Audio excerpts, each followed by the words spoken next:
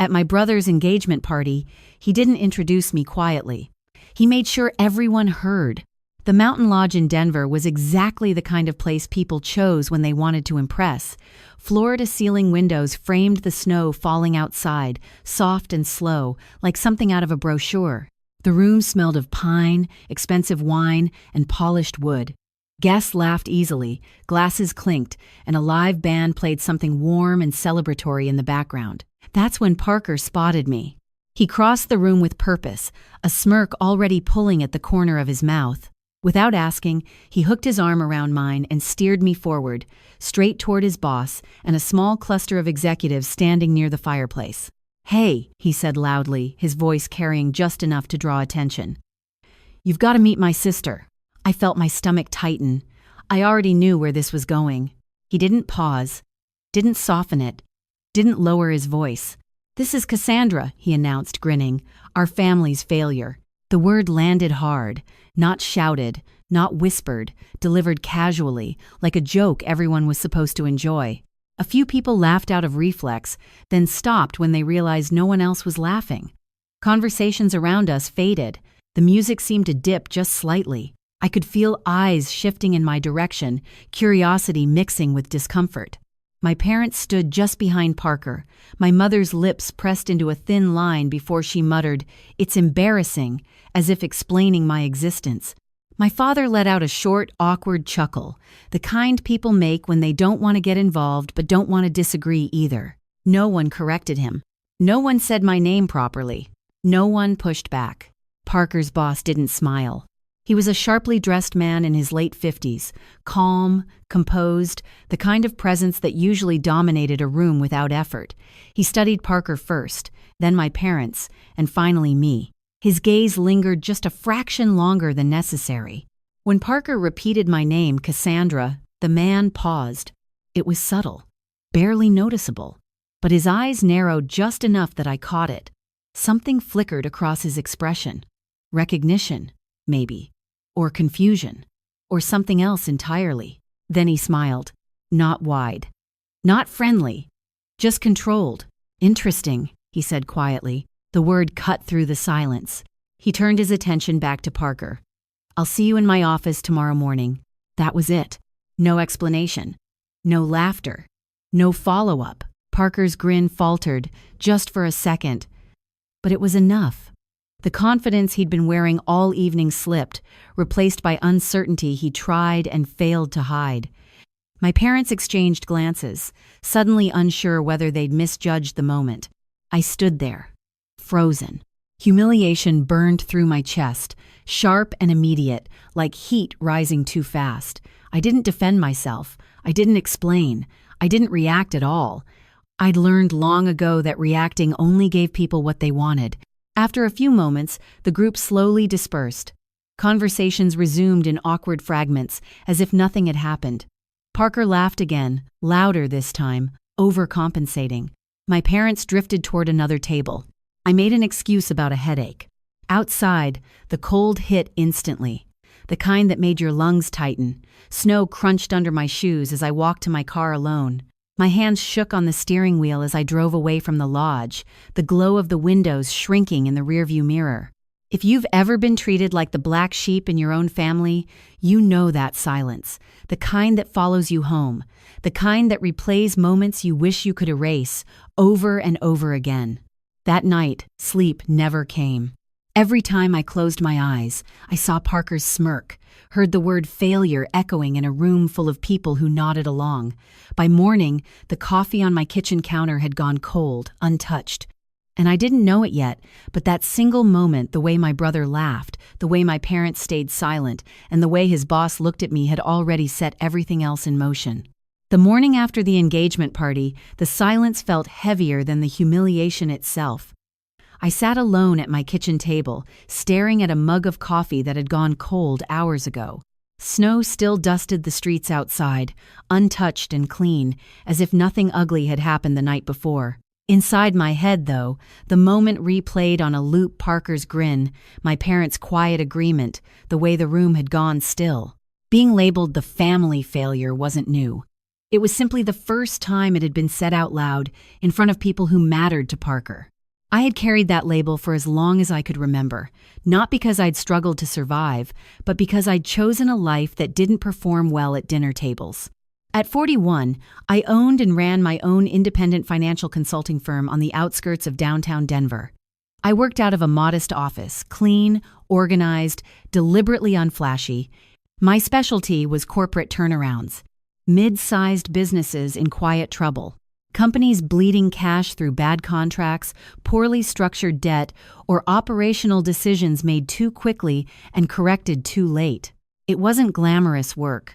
No one applauded discreet debt restructurings or vendor renegotiations. There were no launch parties for saving a company from collapse. Most of my days were spent reviewing financial statements, tracing leaks, and having difficult conversations with owners who didn't want to hear how close they were to losing everything. But I was good at it. Over the years, I'd built a reputation for results quiet, effective, and clean. My family never acknowledged any of it. To them, success had a specific look. It was loud, visible, easy to explain to neighbors. Parker fit that image perfectly. 5 years younger, naturally charismatic, working in marketing at a growing logistics company. Promotions came regularly. Bonuses were discussed openly. Every achievement was shared, celebrated, and remembered. When he bought a new car, my parents took photos. When he got engaged, they planned a weekend event at a luxury lodge without hesitation. My milestones didn't register the same way.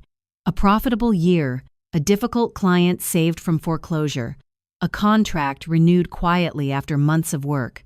Those earned polite nods, followed by questions about when I planned to settle down or whether my work was stable long-term.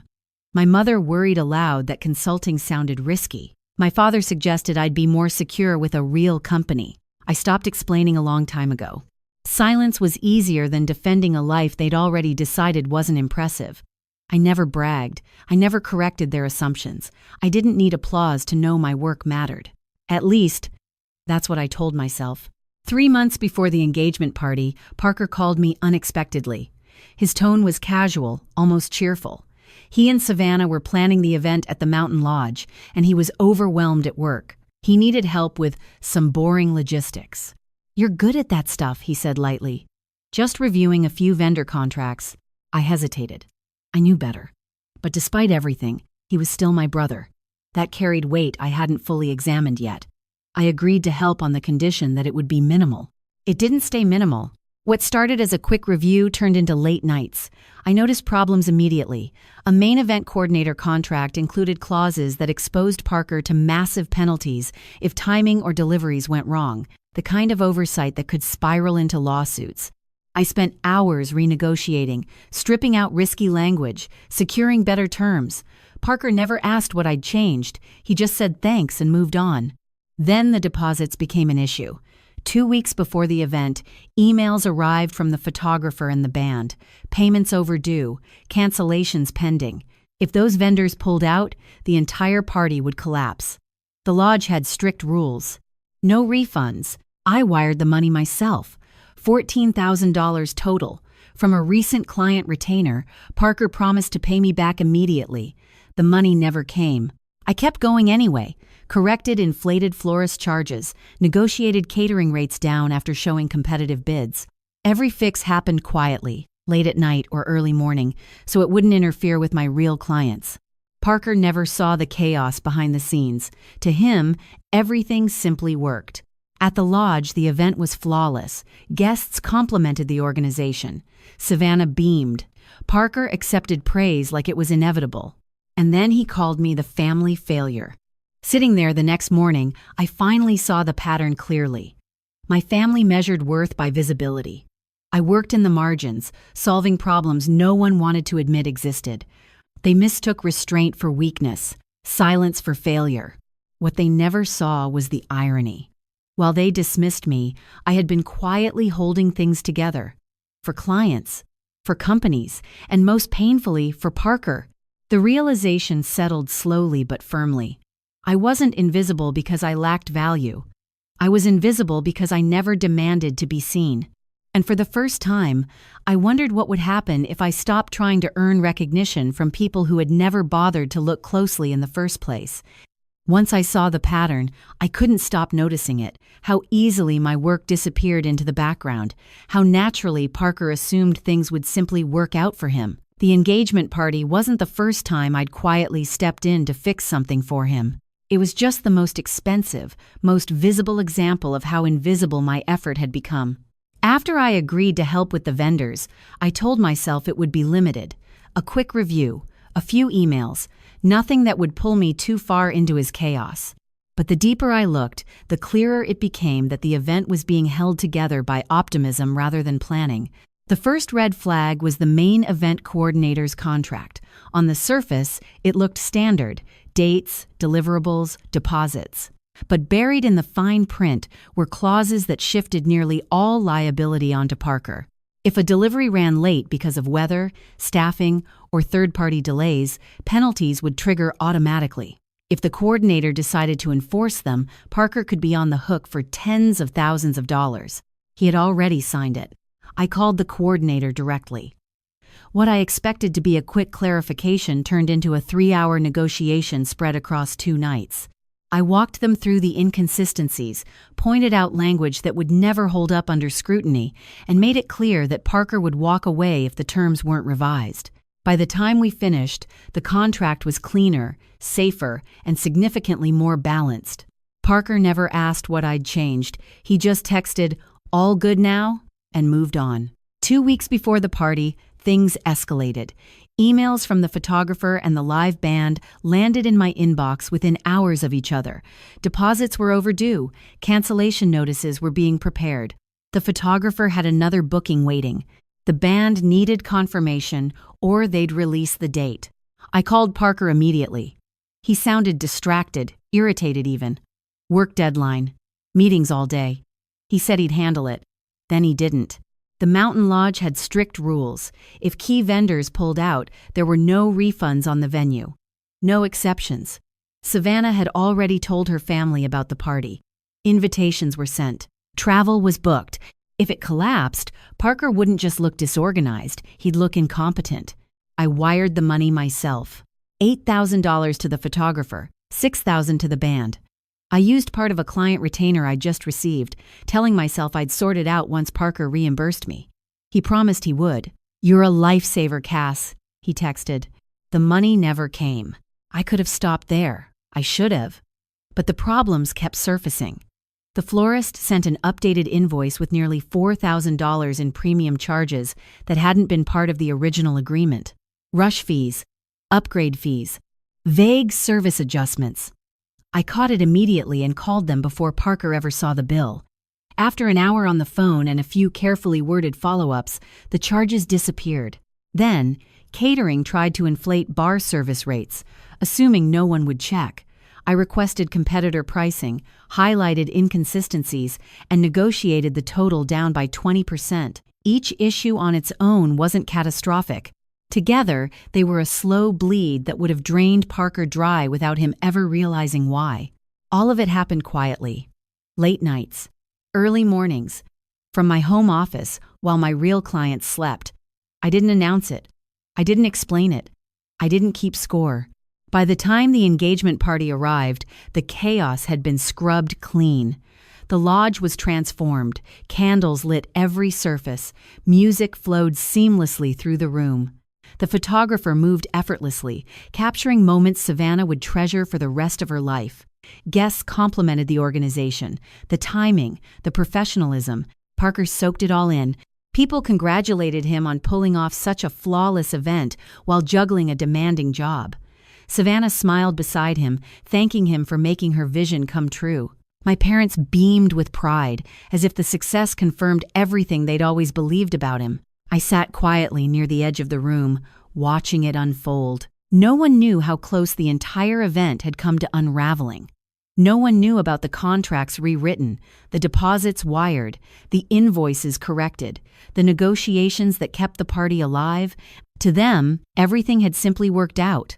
And then, in front of everyone, Parker dragged me forward and called me the family failure. That was the part that stayed with me. Not just the insult, but the certainty behind it. He truly believed it. He stood there accepting praise for an event that would not have existed without my intervention, and still felt comfortable reducing me to a punchline. I realized then that invisibility had become expected of me. My silence had taught them that my effort didn't require acknowledgement, that my support was automatic, that my role was to fix things quietly and step back before anyone noticed. The irony was almost unbearable. If I hadn't stepped in, if I'd let the contracts stand, the vendors cancel, the bills go unpaid, Parker would have been exposed in front of Savannah's family, his colleagues, and his future in-laws. The night would have been remembered very differently. But because I did what I always did, because I cleaned up the mess without complaint, the story became one where Parker looked competent and I looked irrelevant. Driving home that night, the snow falling steadily around me, a thought settled in that I could no longer ignore. I hadn't just been fixing events or contracts. I had been enabling a version of reality where my contribution never counted. And for the first time, I wondered what would happen if I stopped holding everything together behind the scenes. That question followed me long after I left the lodge. What would happen if I stopped? I drove home through the falling snow with the radio off, the silence pressing in from all sides. Every streetlight I passed reflected off the windshield like a brief flash of clarity, then vanished. By the time I reached my house on the outskirts of Denver, my hands were aching from gripping the steering wheel too tightly. Inside, the lights stayed off. I didn't bother with dinner. I stood at the kitchen counter, staring at the unopened mail, the quiet humming of the refrigerator, the only sound in the room. The party replayed itself in fragments, laughter, clinking glasses, Parker's voice cutting through it all with practiced ease. Our family's failure. It wasn't just the insult. It was the confidence behind it, the certainty. He hadn't said it out of spite or anger. He'd said it like a fact everyone already agreed on, and what hurt more than anything was that no one corrected him. My parents hadn't looked surprised. They hadn't protested. My mother's discomfort had lasted only a moment before settling into resignation. My father's chuckle had been quiet, dismissive, as if smoothing over something awkward rather than wrong. Their silence confirmed what I'd suspected for years, but had never fully allowed myself to confront. In their minds, Parker's success was proof, and my restraint was failure. I poured myself a cup of coffee out of habit, then realized hours later that I hadn't taken a single sip. The surface was cold by the time I noticed. Sleep never came that night. Every time I closed my eyes, I saw Parker standing tall beside Savannah, accepting praise for an event that would have collapsed without my intervention. By morning, the question returned sharper than before. Why did I keep doing this? Why did I keep stepping in, smoothing over mistakes, protecting someone who never once protected me? Why did I keep offering my competence freely to people who treated it as invisible labor? I had always told myself I was being practical, that I didn't need validation, that my work spoke for itself. But sitting there alone, the truth felt colder and harder to ignore. I wasn't being selfless. I was being hopeful in the most exhausting way possible, hoping that if I fixed enough things, if I proved my worth quietly enough, someone would eventually notice. The realization settled slowly, like ice forming across still water. I had spent my entire adult life trying to earn a place in a family that had already decided I didn't belong. That afternoon, I went into my office even though I hadn't scheduled any clients. The space felt different than it had the week before. Smaller, maybe, or clearer.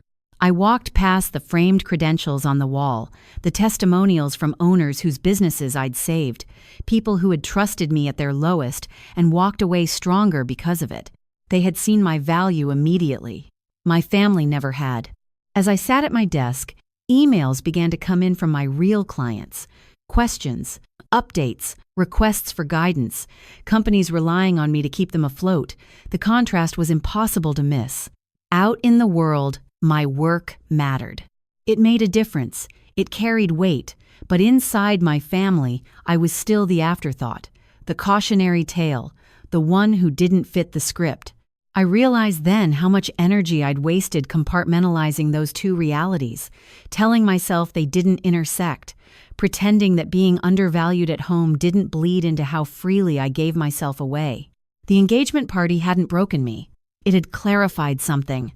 I thought about the deposits I'd wired without hesitation, the contracts I'd fixed without acknowledgement, the hours I'd given without being asked for an explanation. Every quiet sacrifice had reinforced the same pattern. I would absorb the risk, Parker would absorb the praise, and my parents would continue believing exactly what they wanted to believe.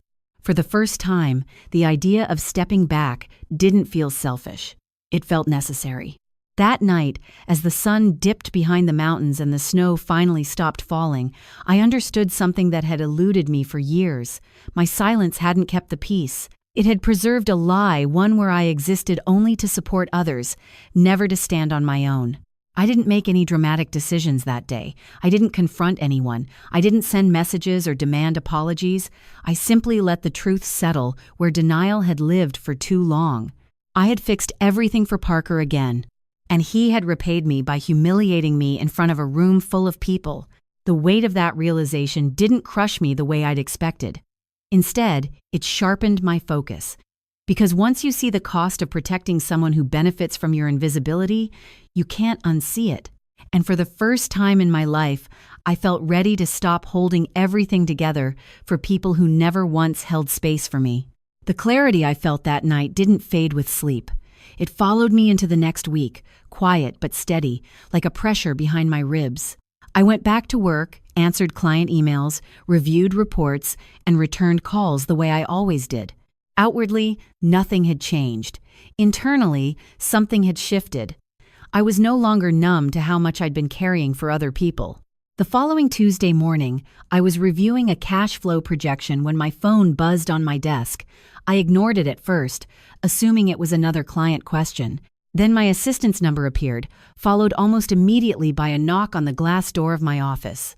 I looked up and saw a man standing in the hallway just outside. Late 50s, navy suit, calm posture, leather portfolio held loosely at his side. He wasn't checking his phone. He wasn't pacing. He looked like someone who expected to be there. My assistant leaned in slightly. "There's a Mr. Theodore Ramsey here to see you. He didn't have an appointment, but he said it was important." The name landed slowly, then all at once. Parker's boss. I felt a flicker of surprise, followed by something closer to curiosity than anxiety. I told her to send him in. He stepped into the office and paused for a moment, taking in the space. The modest desk, the neatly labeled files, the framed credentials on the wall. Not flashy, but deliberate. His gaze wasn't judgmental. If anything, it felt respectful. "Miss Miles," he said, extending his hand, "thank you for seeing me on such short notice." His handshake was firm, steady. No unnecessary warmth. No stiffness either. "Please," I said, gesturing toward the small conference table in the corner. "Have a seat." He didn't waste time with pleasantries. That evening at the mountain lodge he began once we were seated, his voice even and controlled. "When your brother introduced you, the way you handled it stood out." I remained silent, letting him continue. "When he said your name, Cassandra, I didn't connect it immediately," he said, "but your composure did something. No reaction, no defense, no embarrassment on display. It triggered a memory I couldn't place at first." He paused, watching my expression carefully. I kept it neutral. "On the drive home that night," he continued, "it came back to me. 15 years earlier," he explained, he'd owned a mid-sized logistics company based in Colorado. Rapid expansion, heavy loans, poorly negotiated long-term contracts. Cash flow was disappearing faster than he could stabilize it. Bankruptcy filings were less than 2 months away. "My father had died the year before," he said quietly. "The company was the only thing he left me, and I was about to lose it." A young consultant had reached out to him directly. No mutual connections, no pitch deck, no upfront discussion of fees. She'd asked for access to the books and spent weeks reviewing everything without charging a cent. As he spoke, fragments of memory surfaced in my own mind. Long nights hunched over spreadsheets, freight route analyses, vendor calls that ended with slammed phones and quiet recalculations. Letters drafted to banks asking for extensions that felt humiliating at the time. He opened the portfolio and slid a report across the table. The cover was faded, the corners softened with age. The formatting was clean and familiar. Concise bullet points, logical flow, no unnecessary language. The name at the top read, Asterisk Cassandra Miles, Independent Financial Consultant. Asterisk. I've kept this, he said, all these years. I stared at the page, the weight of it settling slowly. You identified every leak, he continued. Bad vendor agreements, hidden penalties, operational redundancies. You gave me a plan that saved the company without mass layoffs. You turned us around. He looked up at me. And when I insisted on paying you, you refused. I nodded once. You were in crisis. He smiled faintly. That decision changed the trajectory of my entire career. We stabilized, sold excess assets, consolidated routes. 3 years later, I sold part of the company at a profit and reinvested. Everything I lead today traces back to that intervention. The room was quiet for a moment. At the party, he said finally, I recognized the same steadiness, the same professional restraint. And hearing your own family describe you the way they didn't align with the person who saved my business. He closed the portfolio gently. I didn't come here out of sentiment, he said. I came because I pay attention, and because I've been paying attention at work as well. The words lingered in the air, heavy with implication. For the first time since the engagement party, something loosened in my chest. Not vindication, not relief, just recognition. The quiet kind that doesn't need to be defended. And as Theodore Ramsey sat across from me, calm and deliberate, I realized that the moment at the lodge hadn't been the end of something. It had been the beginning. I didn't speak right away. The report lay between us on the table, its pages worn from time, its contents etched into a version of myself I'd almost forgotten. That project had mattered deeply to me back then, but years of work had piled on top of it, burying the memory under hundreds of other cases. Clients moved on, companies stabilized, life continued. No one had ever come back to say thank you. Until now. You probably don't remember how close we were, Theodore said quietly, as if sensing my hesitation. Banks were preparing to pull credit lines, vendors were tightening terms, we were weeks away from filing. I remember, I said finally, and I did. I remembered the exhaustion, the pressure of knowing a single miscalculation could cost people their jobs. I remembered choosing not to invoice him because it didn't feel right. He hadn't been looking for optimization. He'd been looking for survival. Theodore nodded, as if that answer confirmed something for him. That's exactly why I'm here. He leaned back slightly, folding his hands. Over the past year, I've initiated an internal audit at the company, quietly. Nothing dramatic, just a routine review that started to reveal patterns I didn't like. I listened without interrupting. There have been discrepancies, he continued, in reporting, in expense classifications, in how credit for certain projects has been distributed internally. He didn't mention Parker by name at first. He didn't need to. The implication sat there on its own, solid and unmistakable. I need someone independent, he said. Someone who understands turnarounds, who isn't invested in internal politics, and who values accuracy over appearances. He reached into the portfolio again and slid a thin document across the table. It was a formal contract proposal. 6 months, fixed term, clear scope, restructuring support across newly acquired subsidiaries, auditing overlapping departments, recommending operational efficiencies, overseeing financial integration to ensure compliance and transparency. The compensation figure was printed plainly near the bottom, $250,000. I read it carefully, line by line. Not because I didn't understand it, but because I wanted to be sure it was real.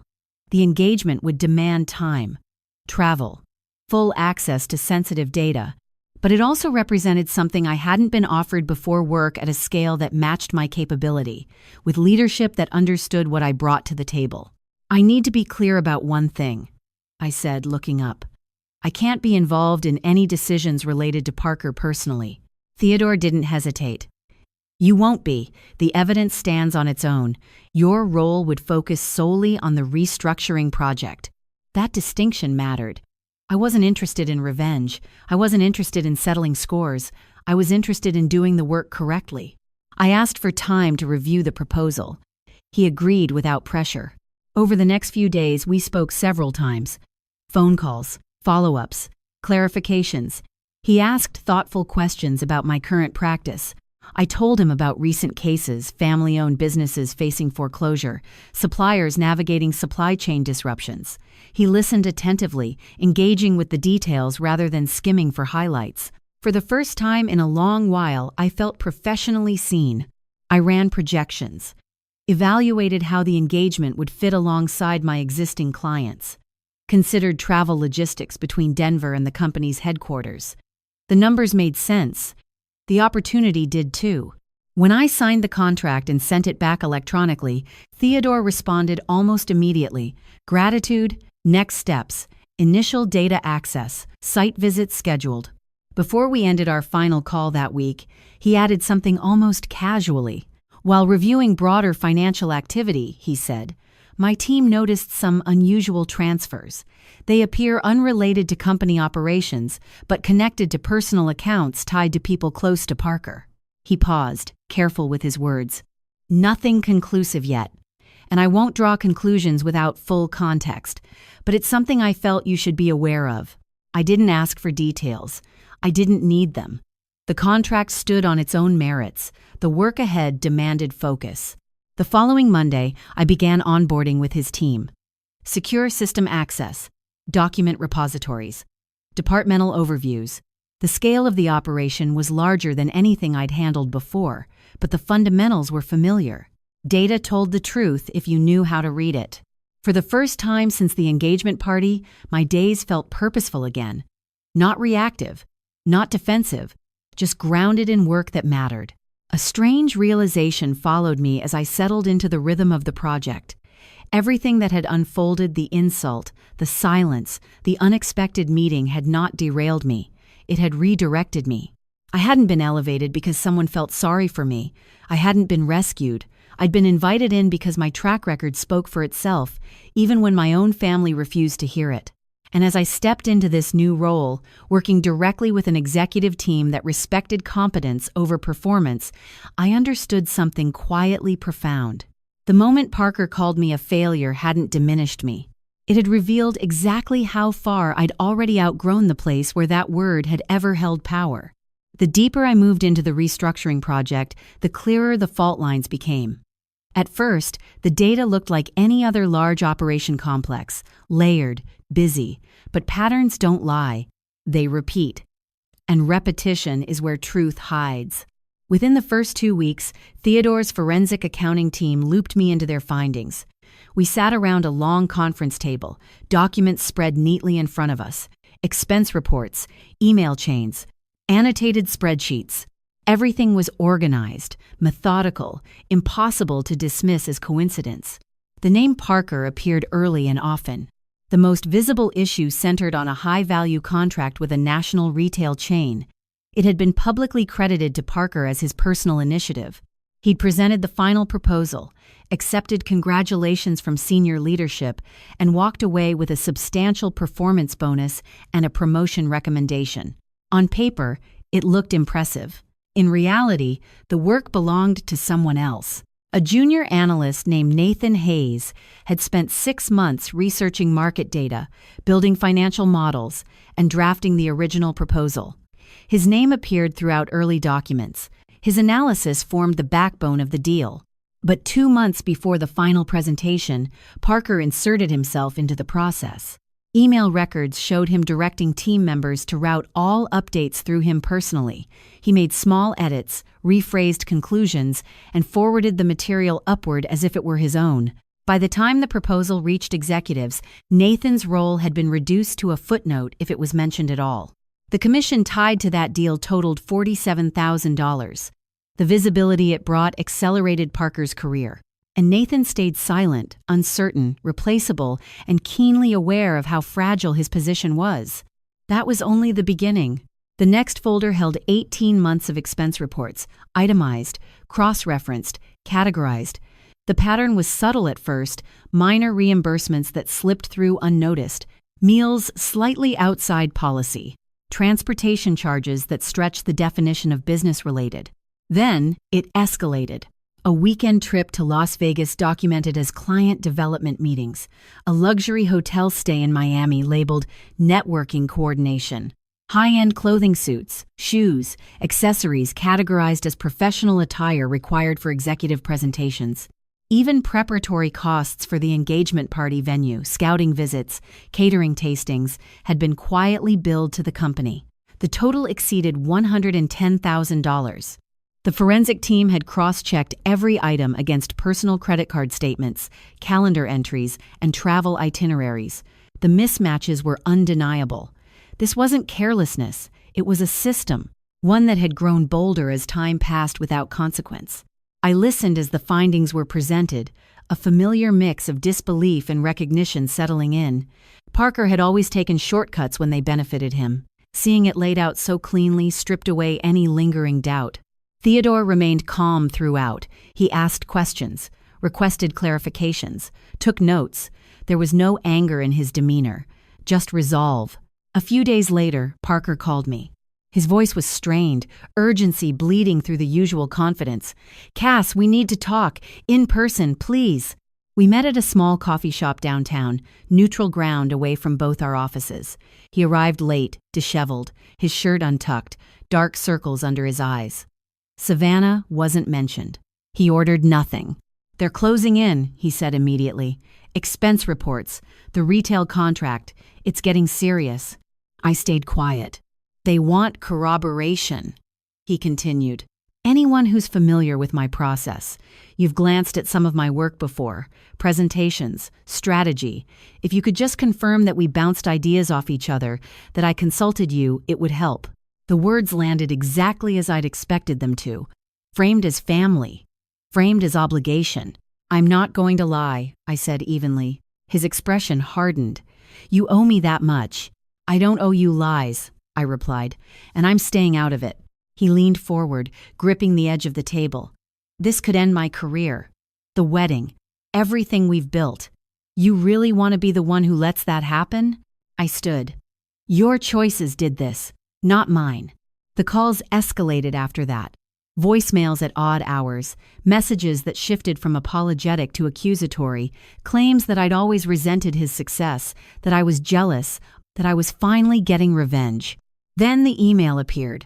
During a routine review of shared drives, I noticed messages from an address nearly identical to mine, one character difference in the domain. The content was explicit, step-by-step suggestions on shifting personal costs to business lines, advice on reassigning team contributions and performance reviews. The timestamps were clustered within a narrow window. The IP logs traced directly back to Parker's workstation. He was trying to pull me down with him.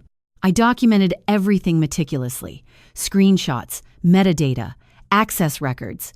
I forwarded the package to Theodore's compliance officer and provided a statement when requested.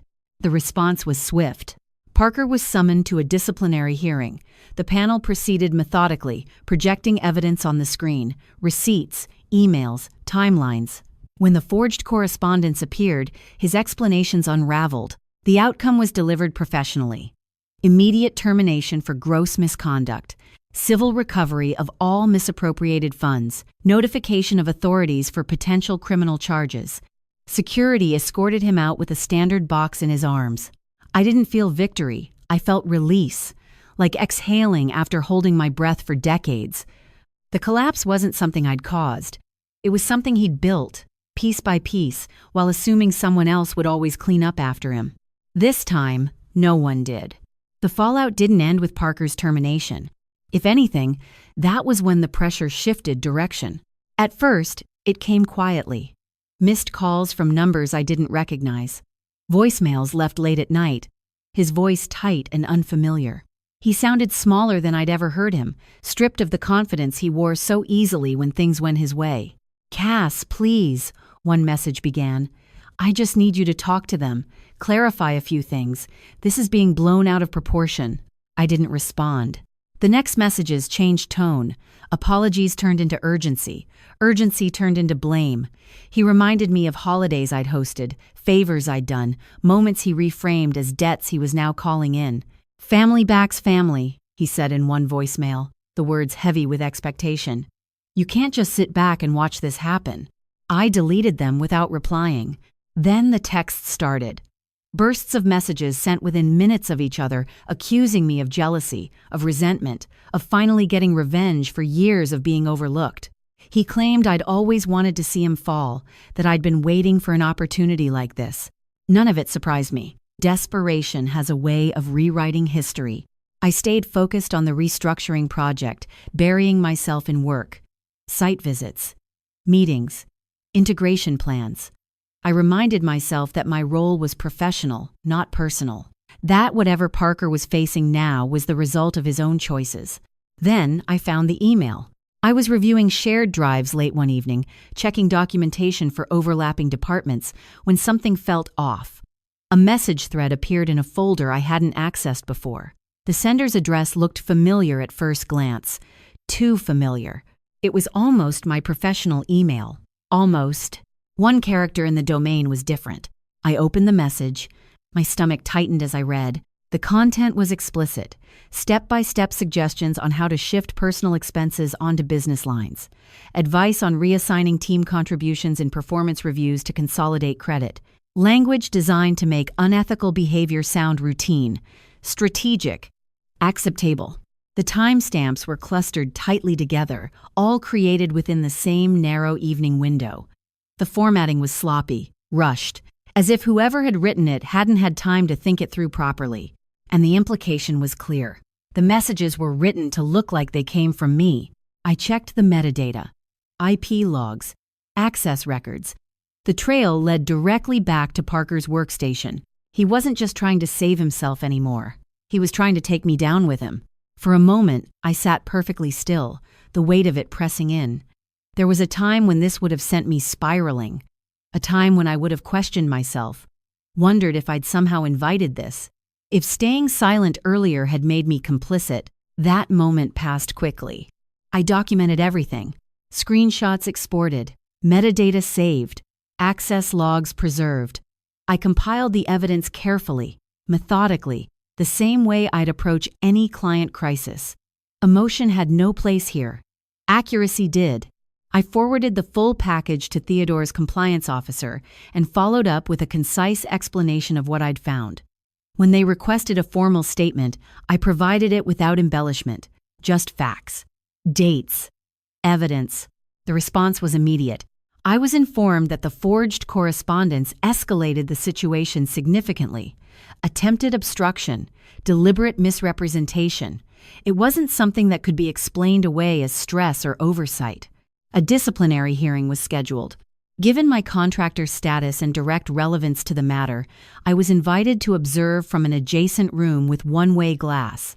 I hesitated before agreeing, not because I was afraid, but because I wasn't sure what I'd feel seeing it unfold.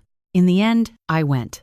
Parker entered the conference room looking composed at first, suit pressed, notes in hand. He nodded politely to the panel as if this were just another meeting he could manage with the right words.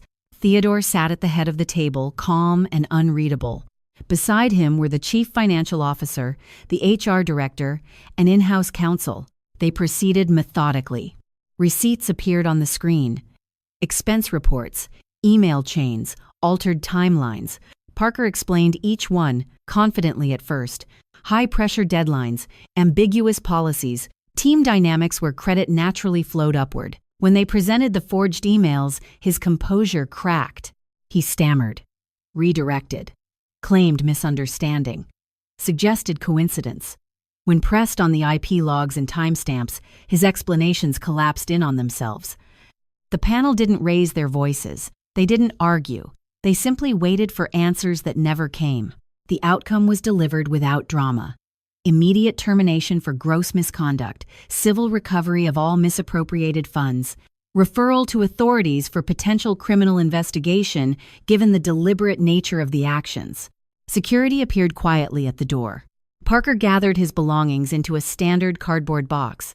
As he stood to leave, his face was blank, drained of the expressions he'd relied on for so long. He passed the glass without knowing I was there. I left shortly after, driving home through streets I knew well, the city lights blurring past. There was no surge of satisfaction, no sense of triumph, only a deep, steady relief. For the first time, I hadn't stepped in to soften the consequences. I hadn't absorbed the damage. I hadn't allowed someone else's panic to dictate my actions. Crossing that moral line had been his choice. Refusing to follow him across it had been mine. And once that line was drawn, there was no going back. 2 months passed before the invitation arrived. A cream-colored envelope, my name written neatly in a hand I recognized immediately. Aunt Irene. She had always been the quiet observer on my mother's side of the family, widowed early, lived alone in the same house for decades. She rarely mesh, rarely took sides, rarely spoke up. If she was calling everyone together now, it meant something had shifted. The note inside was brief. Asterisk. It's time we talked openly. Please come. Asterisk. I almost declined. Silence had become comfortable, protective. But something about the wording made it feel less like an obligation and more like a closing chapter. I went. Cars lined the driveway when I arrived at her house in the Denver suburbs. My parents' sedan, Parker's SUV, a few familiar vehicles belonging to cousins and their spouses. Inside, the dining table was set for 10. Candles lit. The smell of roast and potatoes filled the room. Aunt Irene greeted me at the door with a firm hug. At 73, her eyes were still sharp. "Thank you for coming, Cassandra," she said quietly. Dinner began politely. Weather, small talk, careful avoidance. Parker sat stiffly, his confidence gone, Savannah absent. My parents barely met my eyes. Plates were filled, forks moved. Then Aunt Irene stood. "I've asked you all here because I've stayed silent too long," she said, her voice steady, "and I won't do it anymore." My father started to interrupt. She raised a hand. "You'll listen tonight, George." She turned to the table. "This family has treated Cassandra like she doesn't matter for years. I'm done pretending that's acceptable." The room went still. 8 years ago, she continued, when I was diagnosed with cancer, my insurance didn't cover everything. I was ready to mortgage this house. Cassandra paid the remaining bills, over $40,000. My mother froze, her fork hovering midair. "She sent the money through the hospital foundation so I wouldn't know," Aunt Irene said. "I only found out when a thank you letter arrived addressed to her." No one spoke. She looked at my cousin Mark next. "When you lost your job during the recession and needed capital to start your landscaping business, who gave you the interest-free loan?" Mark swallowed. "Cassandra." $20,000, Irene said, repaid slowly. "No pressure." She turned again. "And Lisa, when your husband's startup failed and you were facing eviction, who covered 6 months of rent?" Silence answered. Then her voice tightened. "But the worst," she said, "is what you did with your father's education fund." My grandfather had set aside money for each grandchild. Equal shares. Cassandra's portion had been $50,000. "You withdrew it," she said, looking directly at my parents, "and redirected it to Parker for his private university tuition and first apartment." My father's face hardened. "We invested it where there was more potential." Aunt Irene didn't flinch. "You decided Cassandra had none." My mother dabbed her eyes weakly. "She always managed on her own." "Yes," Irene replied, "because you made her." Parker shifted in his seat. "I turned out fine," he said defensively. "That's what matters." Irene looked at him steadily. "Fine? After everything that's happened at work? After what you tried to do to her?" No one defended him. "I'm saying this now because Cassandra never asked for recognition," Irene said. "She didn't need validation from any of you. She built her life quietly on her own terms, but I will not allow this family to keep calling her a failure." She sat down. The silence stretched. Dessert came and went untouched. One by one, people left. There were no long goodbyes, no explanations. Outside, Aunt Irene walked me to my car. "I had to say it," she whispered. "For you, and for the truth." I hugged her, harder than I expected. A year later, I made my decision final. I changed my phone number, updated my professional contacts, set email filters to block anything tied to family addresses. Letters went unanswered. Social media connections severed. No announcements, no explanations. The restructuring project wrapped up ahead of schedule. The subsidiaries ran leaner, compliant, profitable. Theodore offered an extension, an executive advisory role with equity options. I accepted. My firm grew.